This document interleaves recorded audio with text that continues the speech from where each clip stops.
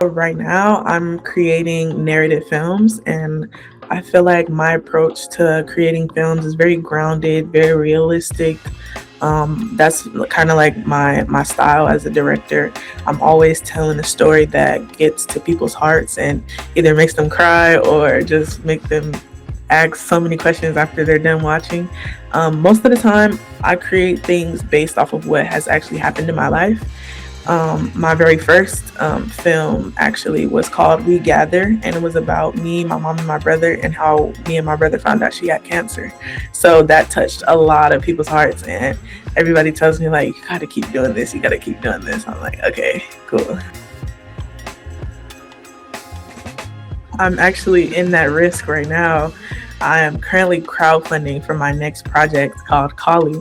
And Kali is about a mother who lost her daughter to child services, not lost as in like she died, but lost her to child services. And she basically gets assigned a social worker that's uplifting her in the process and helping her get her child back. And I wrote that for my mother as well because my mother is a social worker. So the biggest risk is definitely crowdfunding for that. I stay motivated. How do I stay motivated? I stay motivated by definitely just engaging in whatever my creative outlet is at the time.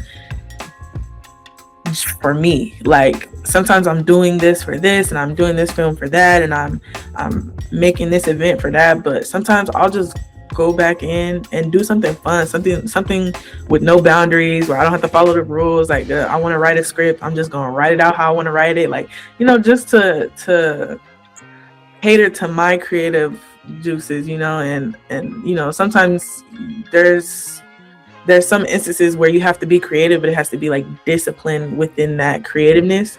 I make sure that I'm able to just express my creativeness how I want, when I want, on the side, aside from, being creative and disciplined at the same time. So that's how I stay grounded. Right now, success looks like getting my name out there. I want to be like known, not necessarily like famous, but I want to be like respected and just known for what I do. So I think success definitely looks like being that person. Like I want to be the next Issa Rae I want to be the next Ayanna Chalyse. But I want to be well known and respected like those people. So that definitely is what success looks like to me. Money or not, because I don't do it for the money. I do it for myself. Maximize your opportunity. Do not turn anything down. Like I feel like when you're emerging, and I'm still emerging, like I feel like you have, like, who are you to say no to an opportunity? So don't turn down anything because you never know what it'll hold.